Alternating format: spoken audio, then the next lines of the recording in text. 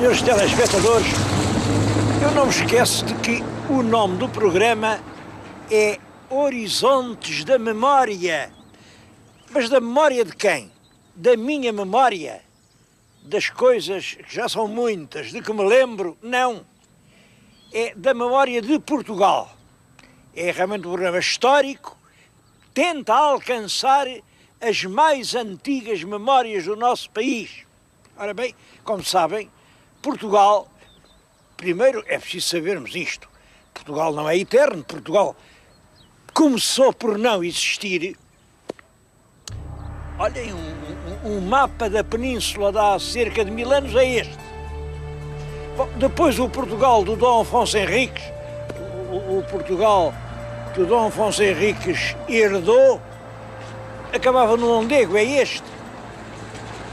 Depois de 1147, a conquista de Lisboa, Portugal vai já até ao Rio Tejo. Portanto, a fronteira vai oscilando.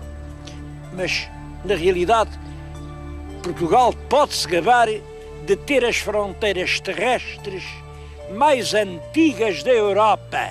Somos assim e somos assim há muito tempo.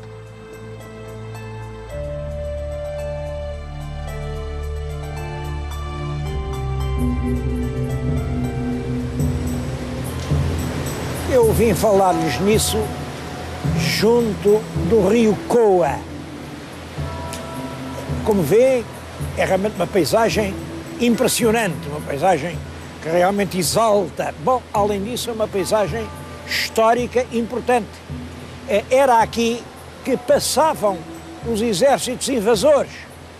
Olhem, está ali de cima de um penedo uma cruz. Aquela cruz de pedra recorda o sacrifício de centenas de rapazes, centenas portugueses, franceses, ingleses. Quando na terceira invasão francesa foi aqui que o exército anglo-luso se bateu fortemente com os franceses. Ninguém ganhou, ninguém perdeu, mas é claro, acontece sempre que muita gente morreu. Bom, e o que hoje resta desses rapazes é aquela cruz que além está. As pessoas passam na estrada e sabem lá o que a cruz quer dizer. O rio Coa é um rio que, como sabem, é o das gravuras. As gravuras do Vale do Coa situam-se ao longo deste rio que vai correndo para norte e vai desaguar no Douro. Ora bem, os reis não se entendiam bem sobre a fronteira. As terras que ficam para lá do Coa eram Portugal ou não eram? É aquelas terras que ficam para lá do Coa que se chama Ribacoa. A região do Ribacoa a quem pertencia? Os reis de Portugal diziam, são portuguesas. Os reis de Leão diziam, são leonesas.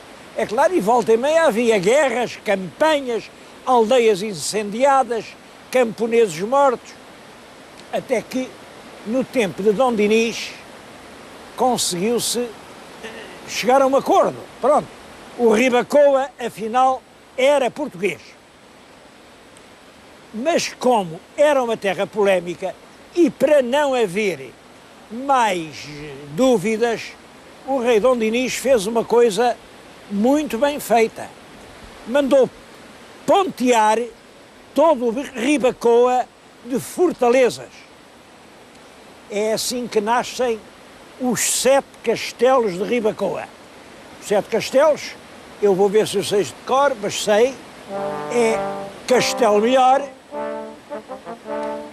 já hoje pouco tem, Castelo Rodrigo, onde nós já fomos e é bem bonito, é Almeida, de onde viemos há pouco, Castelo Bom, Vilar Maior, também já lá estivemos, Alfaiates e, finalmente, o soberbo Castelo do Sabugal. Era engraçado a gente um dia fazer um programa chamado A Terra dos 7 Castelos. Pode ser que isso aconteça. Mas queria dizer que que se costuma indicar mais um oitavo castelo, que é Castelmendo. É erro, porque Castelmendo não fica daquele lado do Coa, portanto não é Ribacoa, fica deste lado. E foi feito ainda antes do Dom Dinis. Castelmendo é uma obra do Dom Sancho II, na extrema do reino, naquela altura era a extrema. E olhem que ainda hoje vale a pena ir a Castelmendo. A gente vai lá dar um salto.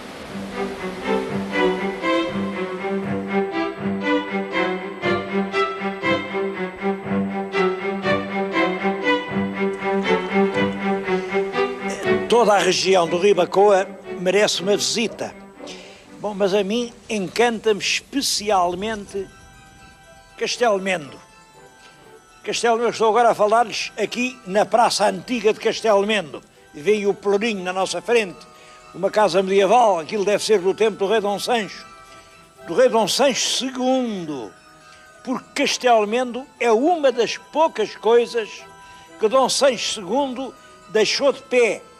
Dom Sancho II foi um pobre rei em que deixou embrulhar-se o reino em lutas, em guerras civis, acabou por ser deposto, mas deu foral a Castelmendo, mandou construir as torres do castelo e a terra chegou até hoje. Hoje é uma vila puramente histórica, mas é uma vila museu e é um encanto. Esta vila é um encanto. Realmente, aqui em toda esta orla do interior beirão, há coisas tão bonitas. Lá no fundão havia um homem, isto é a propósito de turismo e dos valores que a gente tem. Era um homem que estava no café a jogar com as cartas, olhava para as cartas e costumava dizer: o joguinho é bom, cria-se aqui quem soubesse.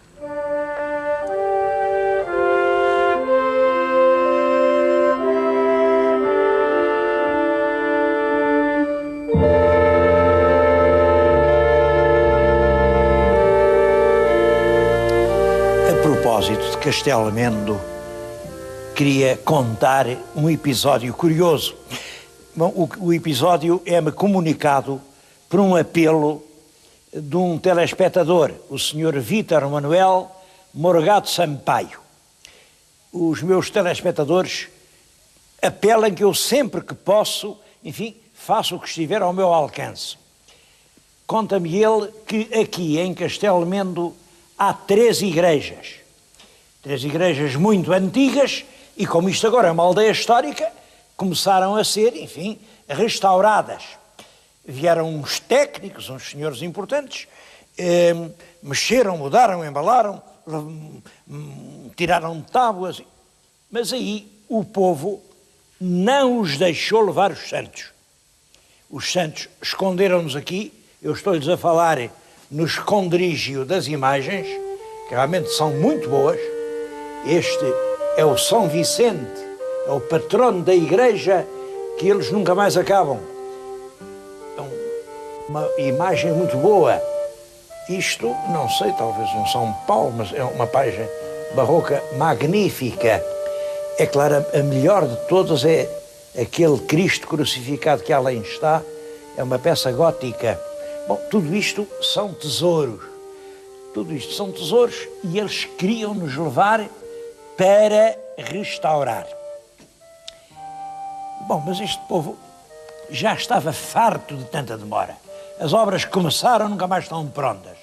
E aí disseram: daqui ninguém leva santo nenhum. Aqui nesta carta até se diz que se calhar era para vender nas lojas dos 300. Bom, eu isso não acredito, não era para vender nas lojas dos 300. Em todo caso, é uma situação curiosa. A população não teve confiança nos técnicos que o IPAAR lhe mandou. É uma situação em que os técnicos têm razão, as coisas têm que ser restauradas, e a população também tem razão. Não quer ver desaparecer o património que já existiam quando nasceu, enfim, que os acompanhou a vida inteira. Todas estas peças, para nós, são preciosas por aquilo que valem, mas para a gente que nasceu em Castelo Mendo são sagradas, são sagradas.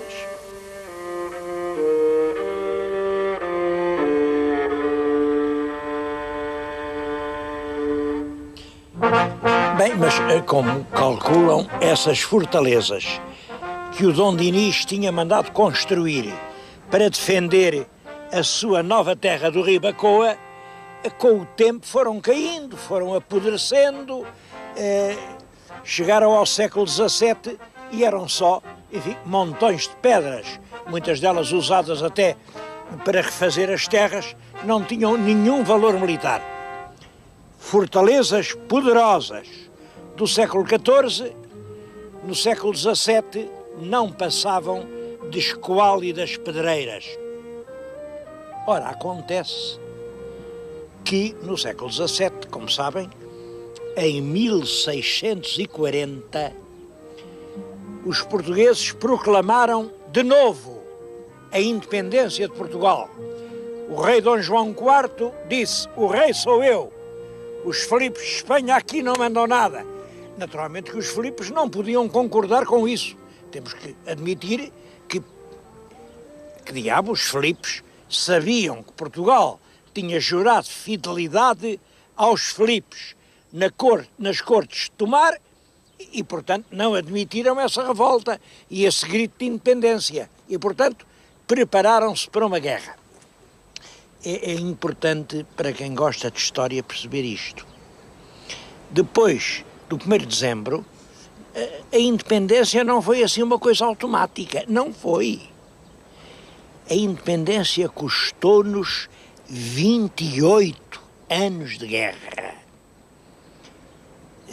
A Espanha não reconhece a independência de Portugal e, a partir de 1640 e até 1668, por isso, 28 anos, nós estivemos em guerra. Para mim é muito emocionante que este pequeno país aqui, enfim, é assim, uma esgalha de terra à esquina do planeta, pobre gente, sem ouro nem prata. É espantoso que esta gente tenha conseguido resistir à guerra com a Espanha, porque a Espanha, todos sabem, é uma das mais valentes, corajosas, valorosas nações de toda a Europa. A Espanha bateu-se praticamente com toda a Europa durante o século XVI e o século XVII. A Espanha foi o tal país que adotou um emblema A-E-I-O-U. A-E-I-O-U, não julguem que é o A-E-I-O-U da nossa cartinha maternal de João de Deus. A-E-I-O-U começa por dizer: Áustria és de imperare orbe universo, quer dizer, compete à monarquia de Espanha governar todo o mundo.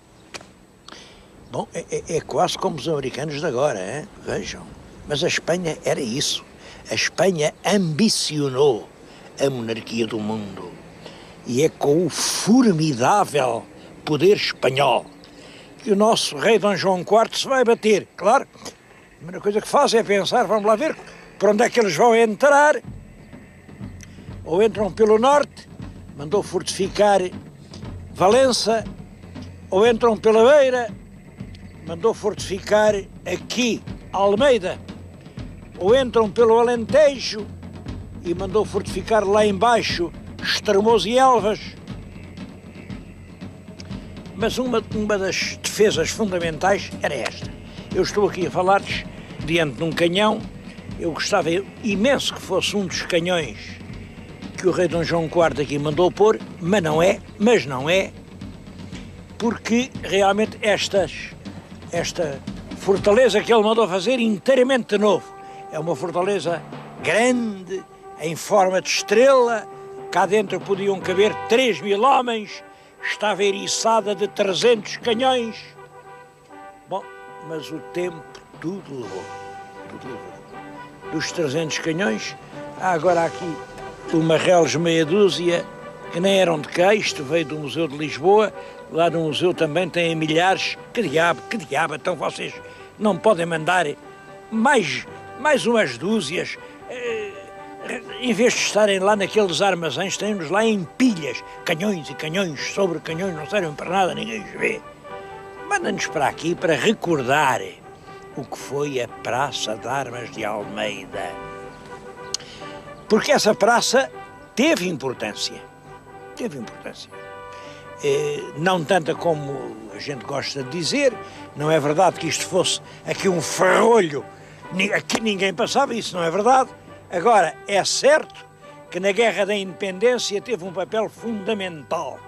Em 1663 foi realmente por aqui que o exército espanhol tentou entrar, comandado pelo Duque de Osuna, mas 63, reparem, desde 40 que estavam aqui a fazer obras, havia já estas muralhas, estes parapeitos, estes canhões.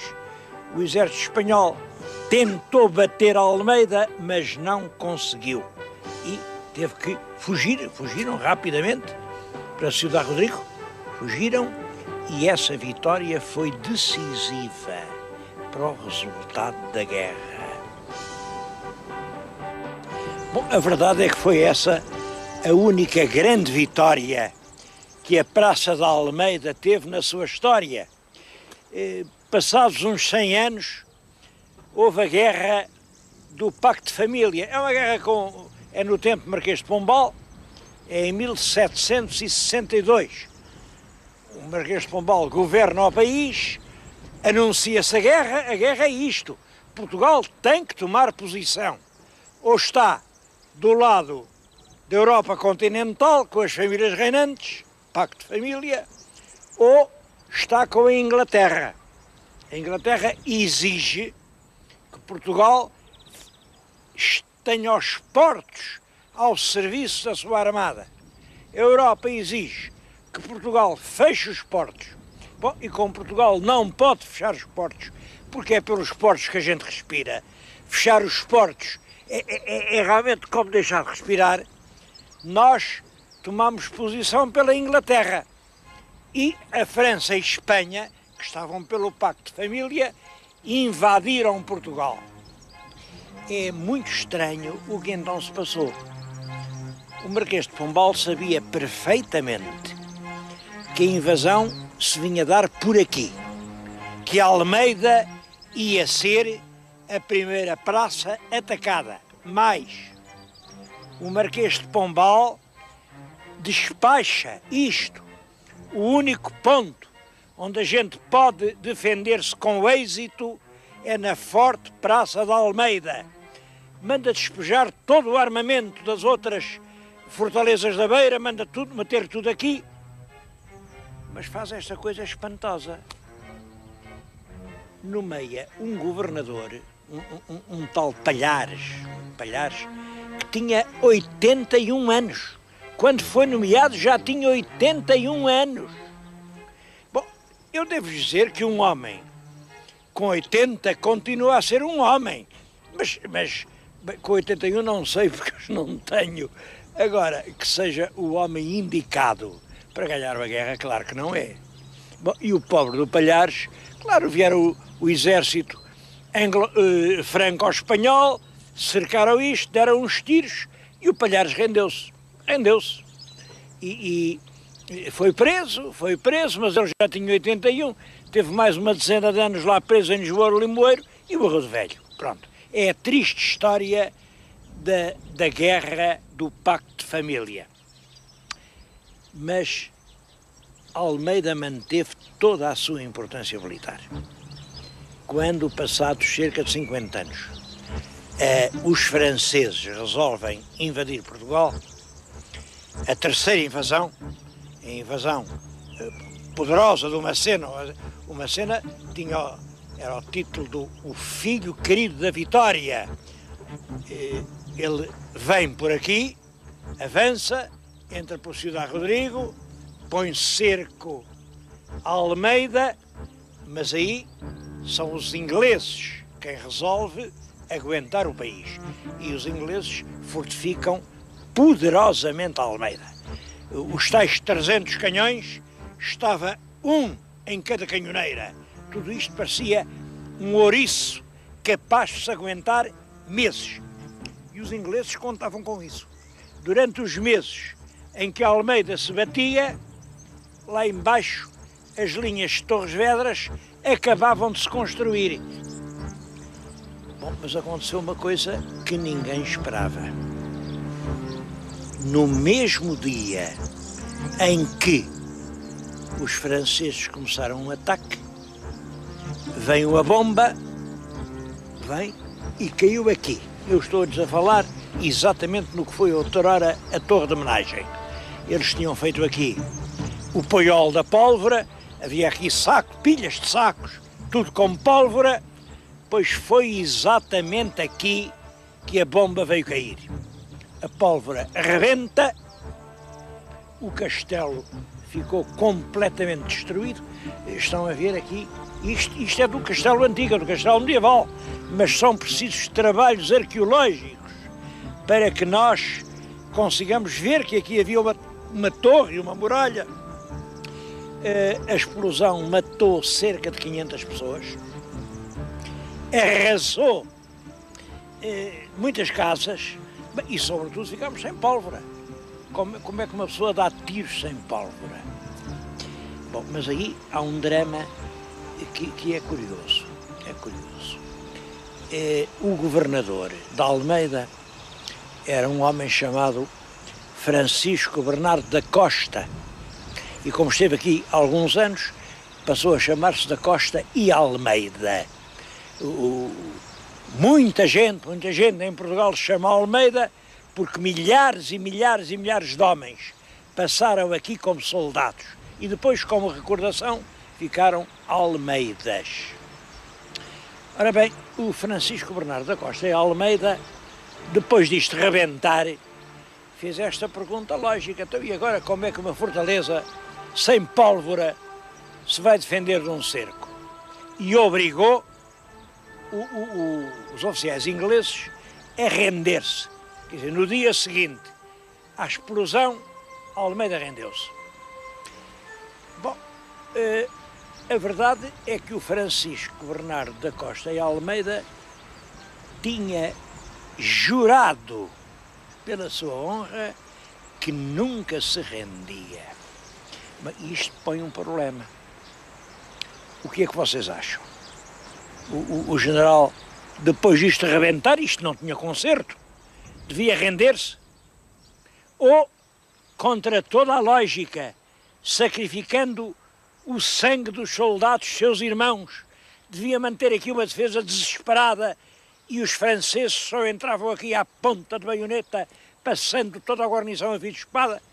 O que é que ele devia fazer? Bom, ele entendeu à portuguesa, rendeu-se. Os ingleses entenderam à inglesa. Ele tinha dado a palavra e quem não cumpre a palavra dada é um traidor. Eu também entendo a posição dos ingleses. A palavra é extremamente importante. Um homem sem palavra é um homem sem honra, sem dignidade. Nem chega a ser um homem. Bom, o resultado foi que o general de Almeida, porque se rendeu, foi preso, foi julgado e foi fuzilado em Lisboa. E foi um drama. Ele foi fuzilado em 1812. Foi um drama em Portugal a morte desse homem, que era um homem de bem. Ele toda a vida deu o exemplo de ser um militar corajoso, pundonoroso, cheio de virilidade e de dignidade. Bom, aqui rendeu-se quando não valia a pena lutar. Os ingleses entenderam que não é assim. Quando um homem dá a sua palavra, essa palavra é mais forte que a morte. É uma coisa que são os meus telespectadores quem tem de decidir. O que é mais importante? Se a nossa palavra, se a nossa vida.